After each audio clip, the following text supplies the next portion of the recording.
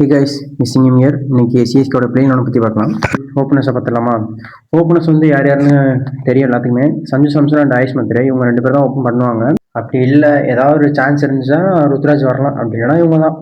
சாம்சனோட ரெக்கார்டை பார்த்தீங்கன்னா மொத்தம் 177 மேட்ச் விளாண்டுருக்காரு, 4704 ரன் அடிச்சிருக்காரு. ஆவரேஜ் என்னன்னா 40, ஸ்டேக் ரேட் 140 வச்சிருக்காரு. பட் 2025ல 150 கிட்ட ஆடிட்டு இருந்தாரு. ஓப்பனிங்ல அவர் கரெக்டா இருப்பான்னு நினைக்கிறேன். இவரும் ஆயுஷ் மத்ரே ஒரு ஹிட்டிங் கொடுக்கலாம். நெக்ஸ்ட் அவரோட பார்ட்னர் ஆயுஷ் மத்ரே பத்தி பார்க்கலாமா? ஆயுஷ் மத்ரே வந்து ஒரு ஹிட்டிங் பிளேயர் தான், யங்கஸ்ட் பிளேயர் தான். 19 வயசு 20 வயசு தான் நினைக்கிறேன். ரொம்ப யங்கஸ்ட் தான். போன வருஷமே என்ன செய்ய முடியும் என்னால அப்படின்னு காட்டினாரு. ஆர்சிபி கூட பொலன்னு பொழந்தாரு. 48 பால்ல 94 ரன்னு. புவனேஸ்வர் குமார் ஒரே ஒரு 26 ரன்னு. அப்புறம் ஸ்ட்ரைக் ரேட்டும் கிட்டத்தட்ட 190 கிட்ட வச்சிருக்காரு. அதே போதும் தான். ஸோ ஓப்பனிங் ஸ்டார்ட்டுக்கு இவங்க 2 பேருமே ஓகே தான். ஓப்பனிங் பொறுத்த வரைக்கும் இவங்க 2 பேர் தான், வேற எந்த சேஞ்சஸும் இருக்காதுன்னு நம்புவோம். 2025ல சிஎஸ்கேக்கு இருந்த பெரிய பிரச்சனை opening and power play batting தான். அது இந்த டைம் அதே மாதிரி இருக்காதுன்னு நினைக்கிறேன். பட் என்ன நடக்குதுன்னு பொறுத்து இருந்து பார்ப்போம். நெக்ஸ்ட் நம்ம ஒன் டவுன் யாருன்னு தெரியும். ஓப்பனிங் ருத்ராஜ் வரல அப்படின்னா அவர் ஒன் டவுன் கண்டிப்பாக அவர் தான் வருவார். ஒன் டவுன் 10 பேர் தெரியாமல் இருக்கலாம். அது என்னன்னா ஃபர்ஸ்ட் விக்கெட் விழுந்தானே வர்றதான் ஒன் டவுனு. தெரிஞ்சிருக்கும், பட் தெரியாதவங்களுக்கு சொல்லிக்கிறேன்.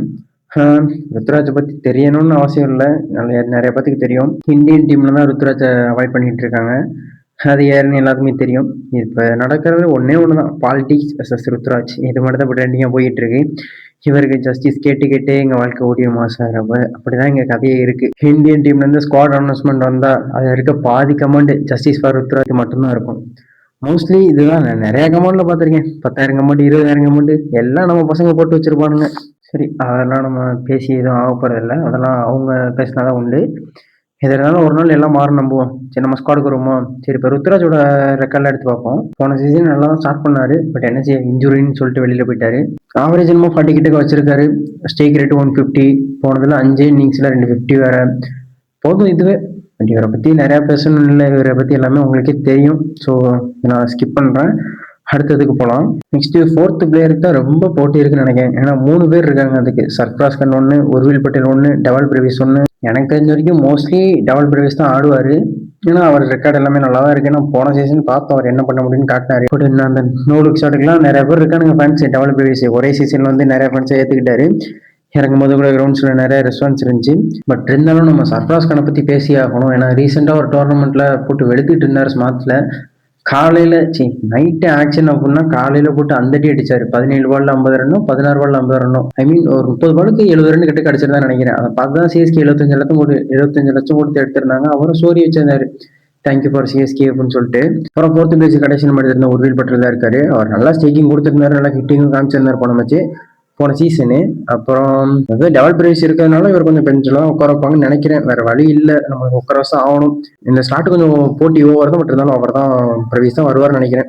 ஸோ நம்ம கடைசியாக எப்பயும் பிரேவிஸை நம்ம கணக்கில் சேர்த்துக்கலாம் இதுக்கு. அப்புறம் 5th பிளேஸுக்கு சிக்ஸர் துபே, ஐ மீன் ஆறுச்சாமி, அவர் சிவன் துபே தான் வருவார்.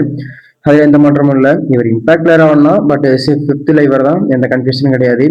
இவர் ரெக்கெல்லாம் வேணா, ஸ்பின்னர் அகேன்ஸ்டாக 6 அடிப்பார், தூக்கி அடிப்பார். இது ஒன்று வரைக்கும் தெரியும். பட் ஸோ இவரையும் நான் ஸ்கிப் பண்ணிக்கிறேன். அதுக்கப்புறம் 6th பிளேஸ் தான் ரொம்ப டவுட்டாக இருக்கு எனக்கு. ஏன்னா கீப்பர் மொத்தம் 4 பேர் எடுத்திருக்காங்க நம்ம டீம்ல. கார்த்திக் சர்மா ஒன்று, சஞ்சு சாம்சன் ஒன்று, உர்வில் பட்டேல் ஒன்று, தோனி. அதாவது 3 பேர் சேர்ந்து தோனியை ஒருத்தர் ரீப்ளேஸ் பண்ற மாதிரி இருக்கு. பட் யாராலும் தோனி ரீப்ளேஸ் பண்ண முடியாது, அது வேற விஷயம் ஒன்று. பட் எனக்கு என்ன ஒரு டவுட் அப்படின்னா, தோனி கேம்ல விளாடுவாரா? அப்படி இல்லை அப்படின்னா சப்ஸ்டியூட் ஆடுவாரா? அப்படின்னா விளாடவே மாட்டாரா? ஏன்னா லாஸ்ட் சீசன் சொல்லிட்டாங்க. ஏன்னா இது ரொம்ப ஒரு கன்ஃபியூஷனா தான் போயிட்டு இருக்கு. ஏன்னா நிறைய யூடியூப் சேனல் சொல்லிட்டு தான் இருந்தாங்க, தோனி ஆட மாட்டாரு, தோனி சப்ஸ்டியூட்ல தான் வருவாருன்னு சொல்லிட்டு. பட் என்ன ஏதுன்னு எனக்கு தெரியல. பட் இவரையும் கூட ஒரு பெரிய பென்ஷன் கிடைக்க முடியாது. என்னதான் வயசானாலும் சிங்கம் தானே. சரி ப்ரோ, அப்படி தோனி லால்னு சொன்னா அவருக்கு ரீப்ளேஸா யார் வருவாங்கன்னு சொல்லி கேட்பீங்க நிறைய பேர். அதுக்குதான் மேத்யூ ஷார்ட்னு ஒருத்தர் இருக்காரு, எடுத்திருக்காங்க. அவரை நீங்க ரெகுலரா ஃபாலோ பண்ணி நல்லா தெரிஞ்சிருக்கும். பிபியில போட்டு குழந்தை கட்டிட்டு இருந்தாரு. பாஸ்டர் செஞ்சுரி அவர் தான் கையில் வச்சுக்காரு நினைக்கிறேன். 54 பாலுக்கு 109 ரன் அடிச்சிருந்தா நினைக்கிறேன். ஸ்டேக் ரேட் 180 கிட்ட வச்சிருக்காரு அவரு.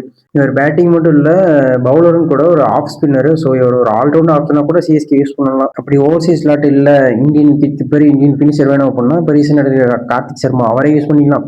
பட் என்ன இருந்தாலும் தோனி மாதிரி வருமா? தோனியே விளையாட ஒரு நம்புவோம். பேட்டிங் ஃபுல்லாக பார்த்துருவோம். இப்போ பவுலிங் சைடு போனோம் அப்படின்னா ஃபர்ஸ்ட் ஜடேஜாக்கு ரீப்ளேஸ்மெண்ட்டாக ஒரு பிளேயர் எடுத்திருக்காங்க, பிரசாந்த் வீர். அவர் ஆடலாம். அப்படி இல்லை, அவர் இல்லை அப்படின்னா அகில் ஹுசைன். அவரும் ஜடேஜாக்கு ரீப்ளேஸ்மெண்ட் சொல்லி எல்லாத்தையும் எடுத்து வச்சிருக்காங்க.